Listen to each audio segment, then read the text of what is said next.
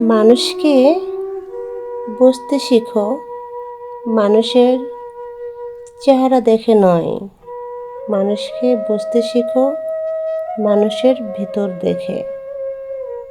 মানুষ দেখতে যেমনই হোক, তার ভিতরটা যদি ভালো হয়, সেই মানুষটাই তোমার জন্য পারফেক্ট।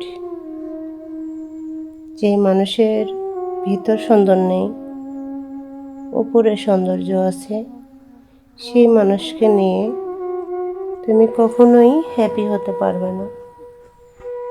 সুখী তুমিও হতে পারবে না, সুখী তাকেও করতে পারবে না।